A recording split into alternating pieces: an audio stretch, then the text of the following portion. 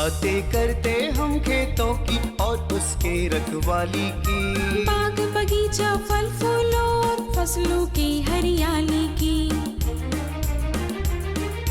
हम बीजों की बातें करते उत्तम जल संसाधन की, हम तकनीकी बातें करते फसलों के उत्पादन की। हर किसान का सपना सच हो जीवन सुखद बनाने को, गाँव-गाँव के हर आंगन का प्यारा सा ये दर्शन। कृषि दर्शन, कृषि दर्शन, कृषि दर्शन, कृषि दर्शन, कृषि दर्शन, कृषि दर्शन, कृषि दर्शन, कृषि दर्शन। सभी किसान भाई बहनों का स्वागत है। किसान भाइयों, आज हम आपको जानकारी देने वाले हैं धान फसल के भंडारण के बारे, क्योंकि अक्सर आपने देखा होगा कि किसान भाई बहन खेती बाड़ी करते हैं, धान की फसल बहुत अच्छी होती है, लेकिन जब बिक्री का वक्त आता है तो उसे उतना मुनाफा नहीं हो पाता है जितना कि दिखाई पड़ रहा था। इसके पीछे का क्या कारण है, इसके बारे में हम बताएंगे, लेकिन सबसे पहले कृषि समाचार। नमस्कार, कृषि समाचार में आपका स्वागत है। मैं हूं अंशुशिखा लकड़ा। आइए देखते हैं आज कृषि समाचार में क्या है खास। लोहरदगा में उद्यानिकी खेती को बढ़ावा देने के लिए उद्यान विकास योजना। राज्य के किसान 90% अनुदान पर ले सकते हैं डीप बोरिंग और सिंचाई पंप की सुविधा। तीसी के बेहतर उत्पादन के लिए लगाएं उन्नत प्रभेद शेखर या T397। अब समाचार विस्तार से।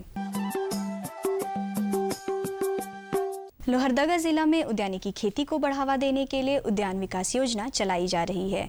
इस योजना के तहत बागवान, उद्यान मित्र और किसानों को 5 दिवसीय प्रशिक्षण तथा युवाओं को 90 दिवसीय माली प्रशिक्षण दिया जाएगा। साथ ही मिर्च, ओल, अदरक, पपीता की खेती, कीट रहित सब्जी उत्पादन इकाई, टिश्यू कल्चर से केला और स्ट्रॉबेरी की खेती, गृह वाटिका की स्थापना, सब्जी की तकनीकी खेती का प्रत्यक्षण, मशरूम कीट वितरण, पॉली हाउस और फल, फूल और पौधों का बिचड़ा उत्पादन के लिए अनुदान दिया जाएगा। इस योजना से लाभ लेने के लिए जिला उद्यान कार्यालय में 20 अक्टूबर तक आवेदन दे सकते हैं।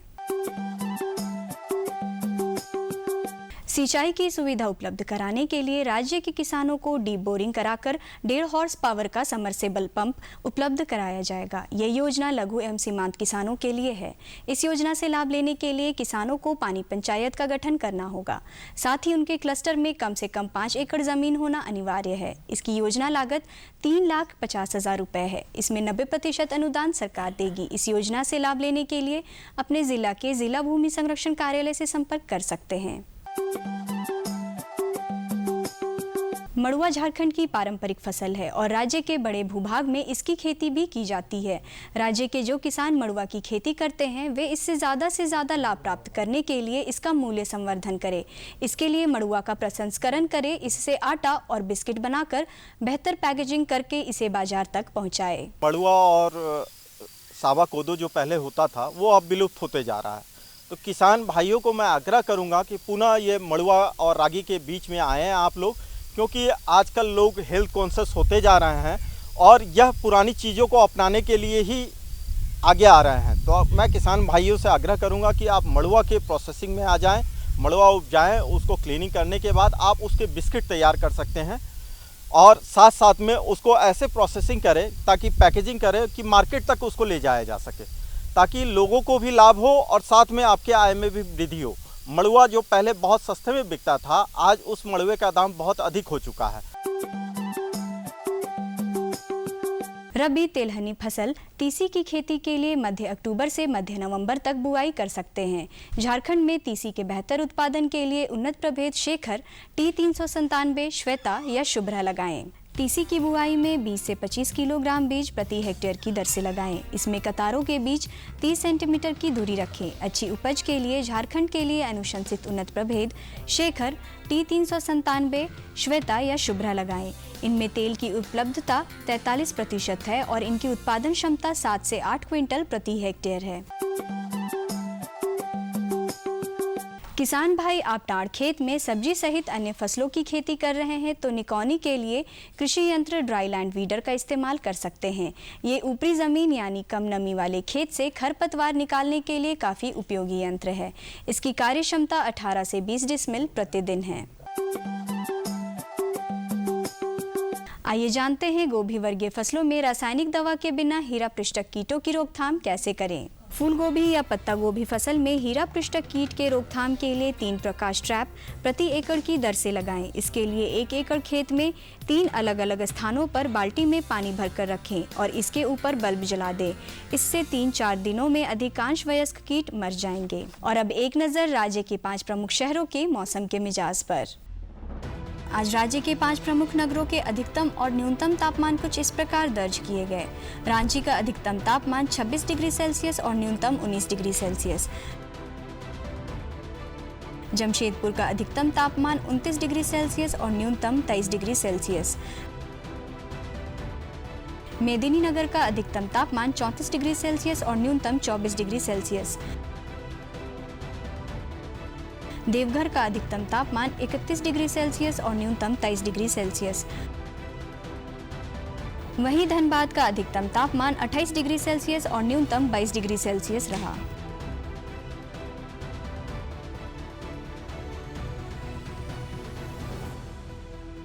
कृषि समाचार में आज इतना ही। अगले दिन अगले अंक में फिर मुलाकात होगी कुछ ताज़ा तरीन खबरों के साथ। तब तक के लिए दीजिए इजाजत। नमस्कार, जोहार। कृषि समाचार में किसान भाइयों, आपने देखा मौसम का मिजाज, मंडी भाव और कृषि जगत में क्या कुछ नया हुआ है उसके बारे में विस्तृत जानकारी ली। जानकारी हम देंगे, लेकिन उससे पहले छोटा सा विराम, कहीं मत जाइएगा। जोखिम से निकल कर फसल आए, सुरक्षित हो जाए। फसल बीमा से हर किसान अब आत्मनिर्भर हो जाए। अब सूखा पड़े या बाढ़ आ जाए, कोई डर नहीं। अब ओले पड़े या कीट पतंगे फसल खा जाए, कोई फिक्र नहीं। अब कैसी भी आपदा हमारी फसल पे आ जाए, क्षति होने पर हमारे दावों का उचित भुगतान मिलता है, क्योंकि हमने लिया है प्रधानमंत्री फसल बीमा। बुआई से फसल कटाई तक हर जोखिम का दावा, न्यूनतम प्रीमियम पर अधिकतम भुगतान का वादा। योजना से हर साल जुड़ रहे हैं 5 करोड़ से ज्यादा किसान। अब आपकी है बारी। नजदीकी कृषि कार्यालय, सहकारी समिति, बैंक शाखा, अधिकृत बीमा कंपनी या जन सेवा केंद्र में स्वेच्छा से करा सकते हैं पंजीकरण। फसल बीमा पोर्टल या फसल बीमा ऐप द्वारा भी किया जा सकता है पंजीकरण। प्रधानमंत्री फसल बीमा योजना, आपकी फसलों का संपूर्ण सुरक्षा कवच। कृषि एवं किसान कल्याण मंत्रालय, भारत सरकार। किसान भाई, आपने देखा होगा कि धान के जो फसल हैं वो लहलहाते हैं और किसान काफ़ी खुश होता है कि इस बार काफ़ी मुनाफा होने वाला है। लेकिन जब कटाई के बाद धान बिक्री के लिए जाते हैं तो उतना मुनाफा उन्हें नहीं मिल पाता जितना कि लग रहा था। इसके पीछे कारण क्या है? इसके पीछे का कारण ये है कि सही कटाई नहीं और सही भंडारण नहीं। अगर सही कटाई हो, सही भंडारण हो, वैज्ञानिक विधि से हो, देखभाल के साथ हो, तो आपका मुनाफा जो है दोगुना भी हो सकता है। कैसे? चलिए, इसके लिए विस्तृत जानकारी लेकर स्टूडियो में हमारे विशेषज्ञ विराजमान हैं। सीधा उन्हीं के पास लिए चलते हैं। सफल देश, समृद्ध किसान, अगर खेती बाड़ी का हो समुचित ज्ञान। किसान भाइयों नमस्कार। कृषि दर्शन के आज के इस अंक में आप सभी का स्वागत है। किसान भाइयों, सबसे पहले आप सभी को दुर्गा पूजा की ढेर सारी शुभकामनाएं और बधाई। किसान भाइयों, अभी शरद का मौसम है और इस ऋतु में अक्सर हम देखते हैं कि आसमान साफ होता है, छोटे छोटे मेघखंड होते हैं और हवाओं में भी हल्की सी सिहरन महसूस होती है। प्रकृति का एक अजीब सा उल्लास दिखाई पड़ता है इस वक्त। और इसके बाद जीवन में हमारा उल्लास आता है जब हम धान की कटनी करते हैं। किसान भाइयों, धान की कटनी हम शुरू करेंगे कुछ समय के बाद, लेकिन तैयारियां पहले से कर लेने से हमें बहुत सुविधा होती है। किस तरह से आप धान का भंडारण वैज्ञानिक ढंग से कर सकते हैं, इसी विषय पर आज हमारी बातचीत होगी। इस विषय पर बातचीत करने के लिए हमारे साथ डॉक्टर परवेज आलम स्टूडियो में मौजूद हैं। डॉक्टर परवेज आलम बिरसा कृषि विश्वविद्यालय में बतौर वैज्ञानिक कार्यरत हैं। डॉक्टर साहब, इस कार्यक्रम में आपका स्वागत है। नमस्कार। नमस्कार। जोहार किसान भाइयों। किसान भाइयों, धान का भंडारण थोड़े वक्त बाद शुरू होगा, इसलिए जानकारियाँ हम आप तक पहले ही पहुँचा रहे हैं। डॉक्टर साहब, जब हम धान के भंडारण की बात करते हैं तो पारंपरिक ढंग से धान के भंडारण की एक विधि है और वैज्ञानिक भंडारण की आज हम बात कर रहे हैं। तो क्या समझें वैज्ञानिक भंडारण, और दूसरी बात है कि धान के वैज्ञानिक भंडारण को हम कब से शुरू कर दें, कब से इस पर काम करना शुरू कर दें? देखिए, ऐसा है कि हमारे जो किसान भाई होते हैं वो धान की खेती करते हैं अपने उपयोग में लाने के लिए, लेकिन अब इतनी अच्छी उन्नत तकनीक आ गई है कि अब हर किसान के पास उनके खाने के अलावा बहुत सारे मात्रा जो है बच जाती है, जिसको वो या तो मार्केट में बेच दें या फिर उसको किसी को बांट दें। बिल्कुल। लेकिन है कि अगर अभी मार्केट में बेचने जाएंगे, जैसे तुरंत कटाई के बाद मार्केट में बेचने जाएंगे, तो क्या होगा कि उनको जितना उसका मूल्य मिलना चाहिए उतना मूल्य नहीं मिलेगा। बिल्कुल। लेकिन अगर उसी चीज़ को थोड़ा दिन अपने पास सुरक्षित रख लें, 6 महीना 7 महीना सुरक्षित रख लें, और अगले साल धान लगाने से पहले जब उसको मार्केट में बेचेंगे तो आप देखेंगे कि उसका कम से कम दुगुना मूल्य मिल रहा है। तो एक तरह से किसान का आय भी जो है, अगर सही भंडारण किसान भाई जानते हैं तो उनकी आय भी बढ़ सकती है। बिल्कुल। तो इसी क्रम में मैं आपसे ये कहना चाहता हूँ कि पहले क्या होता था कि हमारे किसान भाई धान काटते थे, उसकी मड़ाई करते थे, मड़ाई करने के बाद उसको जैसे तैसे अपने घर में रख देते थे। अब उसका हम तो ग्रामीण क्षेत्रों में डॉक्टर साहब देखते हैं कि बहुत जगहों पर वो बीड़ा बनाता है, बहुत जगहों पर ये होती है पुआल का, और उसमें अक्सर हम देखते हैं कि बहुत नुकसान हो जाता है, बहुत बर्बादी हो जाती है। अब जैसे हाँ, ये आप सही कह रहे हैं कि उस हालत में भी धान जो है बहुत किसान भाई संरक्षित करते थे, बल्कि करते हैं अभी, हम ये कहना चाहेंगे। और सबसे बड़ा दुर्भाग्य ये होता है कि अगर गलती से उसमें आग लग गया तो सारा का सारा मेहनत जो है किसान का वहीं पर जल के ख़त्म हो जाता है। तो या नहीं तो अगर वहाँ नहीं रखे हैं, अपने घर में रखे हैं, किसी बर्तन में या किसी बोरा में रखे हैं, या कोई भी ऐसा चीज़ जिसको कि आप वैज्ञानिक विधि से आप नहीं संरक्षित किया है, तो क्या होगा कि उसमें आप देखेंगे कि बहुत तरह की बीमारियां लग गई। बहुत तरह के जो जानवर होते हैं, जैसे चूहा, खास करके चूहा, ये जो है उनका कम से कम 20 से 30% अनाज जो है वो खा करके डैमेज कर देता है। तो ये एक तरह से किसान का आंशिक परोक्ष या अपरोक्ष रूप से उनका नुकसान है।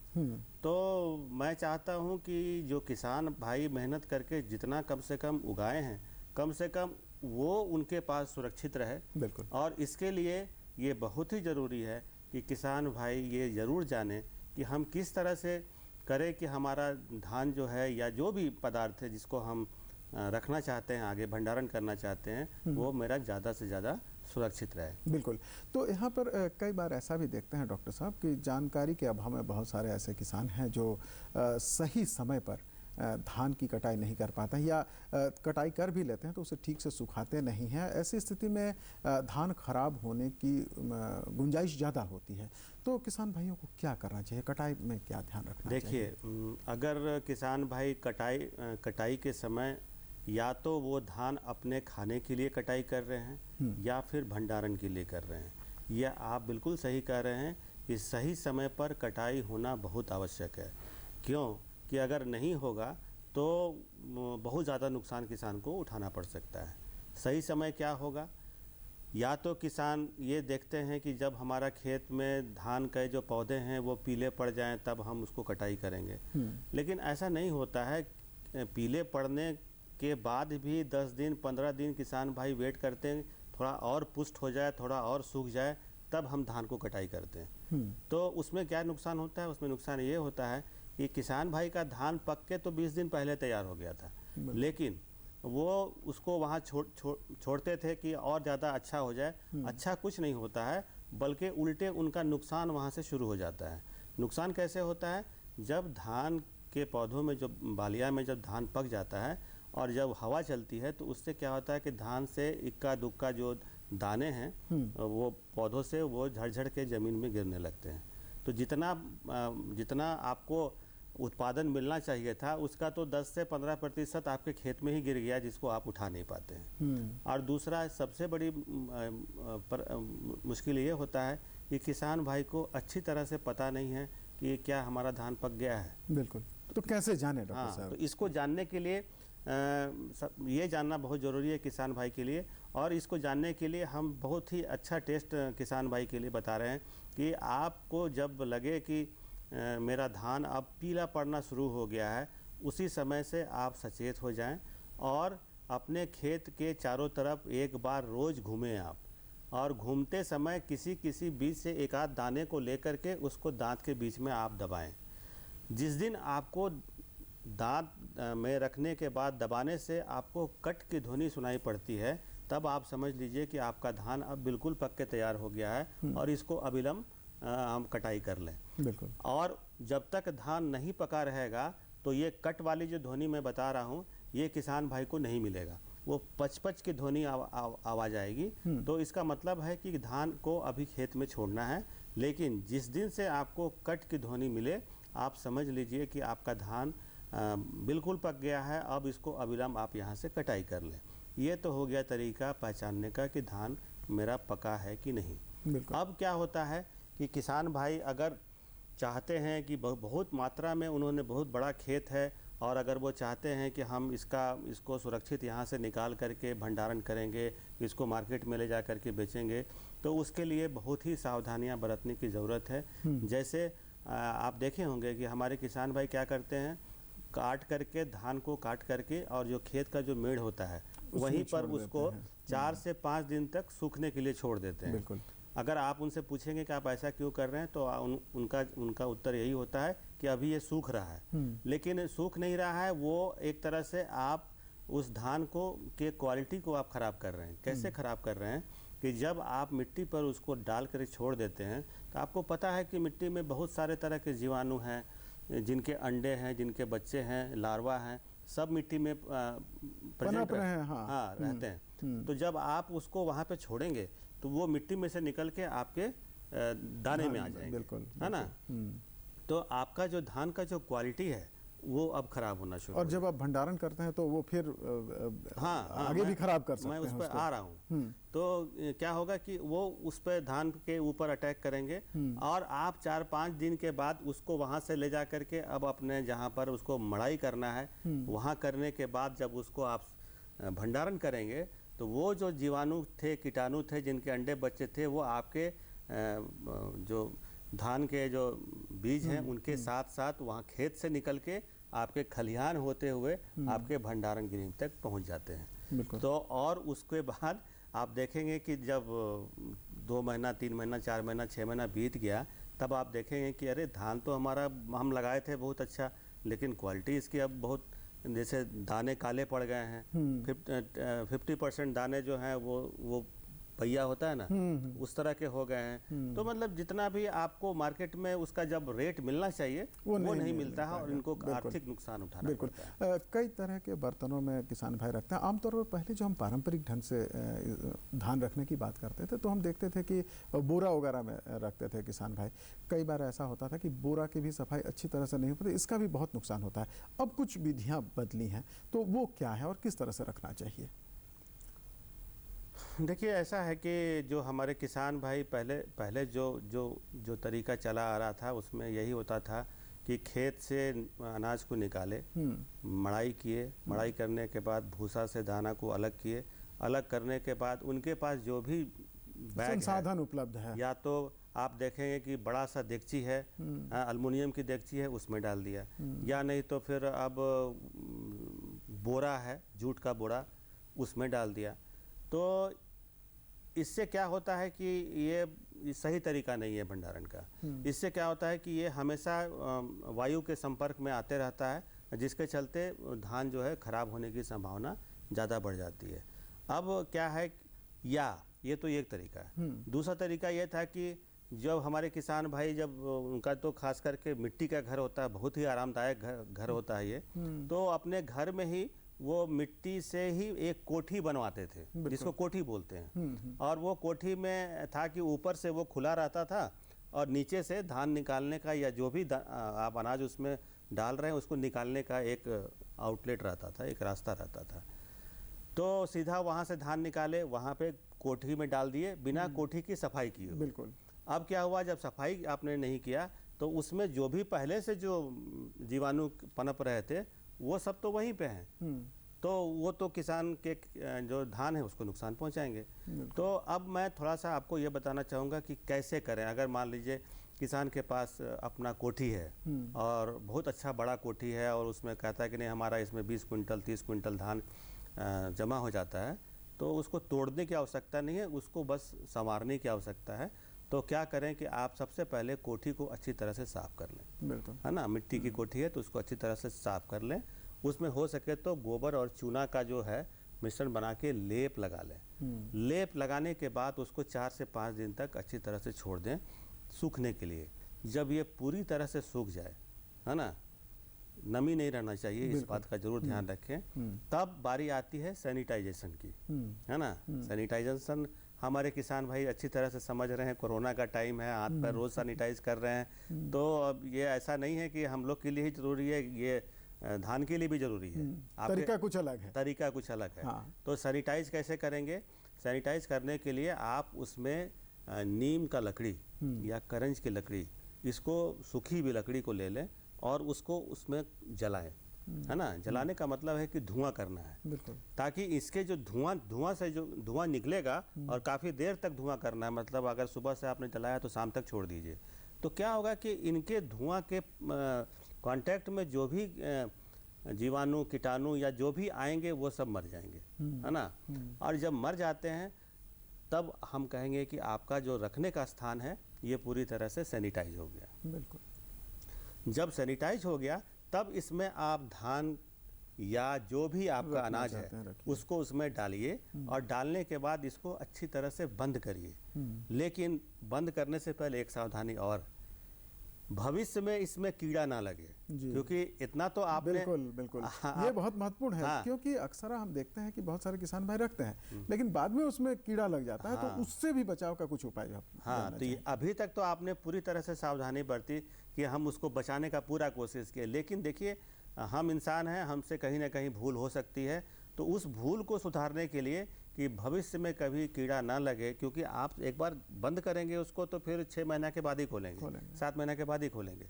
तो उसमें सबसे तो अच्छा रहेगा कि देखिए, दवा तो मार्केट में है अवेलेबल, लेकिन सबसे अच्छा ये रहेगा कि आप प्राकृतिक तौर पे उसको संरक्षित करें।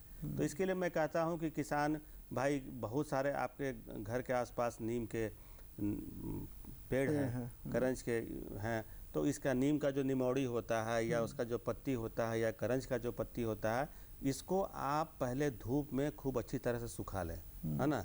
इसलिए मैं सुखाने के लिए कह रहा हूँ कि इसमें भी किसी तरह का कोई कीटाणु नहीं रहे। नहीं, कीटाणु नहीं, नमी ना रहे। अगर वो नमी अनाज के संपर्क में आएगा तो फिर दिक्कत हो जाएगी। पूरी तरह से सुखा लें और साथ साथ अपने जो आपका जो धान है उसको भी आपको सुखाना है, क्योंकि अब आपको धान को तैयार करना है कि हमको किस तरह से सुरक्षित इसका भंडारण करें जी। तो धान को सुखाने के लिए अब हम तो वैज्ञानिक तौर पे हम कहते हैं कि 10 से 12% मॉइस्चर होना चाहिए, नमी की मात्रा जो है 10 से 12% होना चाहिए।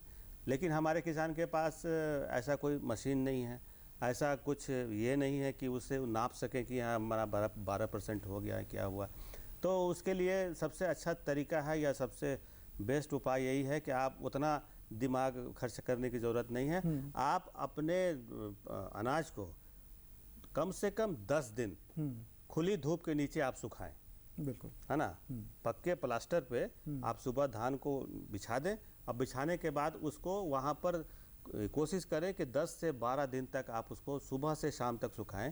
तो ऐसा देखा गया है कि इस हालत ऐसा करने से धान का जो मॉइस्चर कंटेंट है वो 12% के आसपास आ जाता है। बिल्कुल। अब जब ये 12% के आसपास आ गया तब आपका धान तैयार हो गया, किसके लिए? भंडारण के लिए, है ना। इसमें एक हम और जानना चाहेंगे कि आपने कई तरीकों के बाद भंडारण गृह के बहुत सारे छोटे और मझोले किसानों के बारे में आपने बहुत अच्छी जानकारी दी। बहुत सारे ऐसे किसान भाई हैं जो बड़े पैमाने पर खेती करते हैं, वैज्ञानिक ढंग से खेती करते हैं। मैं आ रहा हूँ, तो हम जानना चाहेंगे कि वो किस तरह से भंडारण करें, जैसे बीन वगैरह भी आजकल बहुत ज्यादा मैं उस पर आ रहा हूँ। ये उन किसानों के लिए है जो कोठी में भंडारण करना चाहते हैं। बिल्कुल। बस संक्षेप में थोड़ा सा मैं कहना चाहूँगा। अब आपका देखिए, एक तरफ धान तैयार हो गया सुखा करके 10 दिन, और एक तरफ आपने कोठी को ये भंडारण से पहले की तैयारी हो गई और एक भंडारण के लिए तैयारी हो गई। दोनों ही तैयार। अब क्या करेंगे, आपका कोठी भी सैनिटाइज हो गया, धान भी तैयार हो गया। अब क्या करेंगे, धान में जो निमौड़ी है, जो पत्तियां हैं, उसको अच्छे तरह से मिक्स कर लीजिए बराबर मात्रा में। अपने जो कोठी में है धान को भर दीजिए। भरने के बाद अब लास्ट जो सावधानी है, उसको पूरी तरह से सील करिए। जी। सील करने का मतलब ये है कि ना अंदर की हवा बाहर जाए, ना बाहर की हवा अंदर आए। तो ये तो हो गया उन किसानों के लिए जिनके घर में कोठी है। लेकिन अब आइए वैसे किसान जो बहुत ज़्यादा उत्पादन कर रहे हैं, तो उसके लिए देखिए 2 तरीका है। या तो आप बीन में कर सकते हैं, जो जैसा कि आपने कहा भी नाम लिया, बीन में भंडारण कर सकते हैं। बीन मार्केट में कई साइज के अभी उपलब्ध हैं, छोटे बीन से लेकर के बड़े बीन। आप अपनी आवश्यकता अनुसार बीन को मार्केट से ले लें। और बीन में ये खासियत होता है कि उसको बहुत ज़्यादा लीपा पोती करने, क्योंकि वो मेटल है, मेटल है वो, तो उसको बस सीधे है कि अच्छे से धो लीजिए, आप धूप में सुखा लीजिए, आपका भंडारण का जगह जो है वो तैयार हो गया। बीन में भी आप जब धान को डालेंगे तो डालने के बाद बीन को भी अच्छी तरह से सील करना है ना। हवा किसी भी हाल में हवा अंदर की हवा बाहर और बाहर की हवा अंदर नहीं होनी चाहिए। ये हो गया क्लोज्ड, जिसको कि हम कहते हैं कि बंद कमरे में जो आप कर रहे हैं। लेकिन अगर मान लीजिए किसी के पास 1000 बोरा उत्पादन है ना, 1000 बोरा है, 2000 बोरा है, वहाँ पे कैसे करेंगे? बिल्कुल। तो इसके लिए हम बोलते हैं कि इसके लिए आप खुले में आप करें, खुले में करें। मतलब ना कोठी चाहिए, ना बीन चाहिए। आप देखे होंगे कि बड़े बड़े जो गोदाम होते हैं उसमें धान का जो बोरा है वो एक के ऊपर एक स्टैकिंग करके रखते हैं छत तक। इसमें सावधानी ये बरतना चाहिए कि धान को तो सुखाना बहुत ज़रूरी है। बिल्कुल। इसमें भी वही नियम लागू होता है कि 12% कम से कम मॉइस्चर होना चाहिए। और जब आप वहाँ पर रखने जाएं धान का बोरी को, जो नीचे वाली सबसे बोरी होगी उसके नीचे ज़रूर एक प्लास्टिक का स्टैंड या फिर लकड़ी, सूखी हुई लकड़ी, और जो दीवार है जो उससे थोड़ा सा दूर रखें, दीवार से कम 4 फीट दूरी पर रखें, है ना। और इस तरह से करके आप बोरे के ऊपर आप रखते जाएं। तो इसको हम लोग बोलते हैं स्टैकिंग मेथड, यानी एक जगह आपने बहुत सारे बोरों को जमा कर दिया और इसमें क्या होता है कि चारों तरफ से हवा सर्कुलेट करते रहती है ना। हाँ, तो उसमें कोई दिक्कत नहीं है। लेकिन इसमें चांसेस हैं कि चूहे बहुत ज़्यादा लग सकते हैं, है ना। हाँ, तो उसके लिए आप जिस समय की कुछ कमी है डॉक्टर साहब, तो देखिए चूहों से बचाव करना बहुत ज़रूरी है। हालांकि मार्केट में बहुत सारी दवा उपलब्ध है, लेकिन मैं दवा का नाम नहीं लेना चाहता हूँ। मैं चाहूँगा कि चूहा पकड़ने का जो ट्रैप होता है उससे आप पकड़ लीजिए तो ज़्यादा अच्छा है। किसान भाइयों, भंडारण करने के कई तरीके हैं। कम से कम 12% का उसमें आर्द्रता हो, और जब आप इसे रख रहे हैं तो सुखाले और हवा का आवागमन ना हो। अगर आप बीन में रख रहे हैं या कोठी में रख रहे हैं, इन बातों का ध्यान रखें तो निश्चित रूप से आपका भंडारण सही होगा। डॉक्टर साहब, आप हमारे कार्यक्रम में, इसके लिए आपका बहुत बहुत शुक्रिया। और किसान भाइयों, आपसे भी चाहेंगे इजाज़त। नमस्कार। नमस्कार।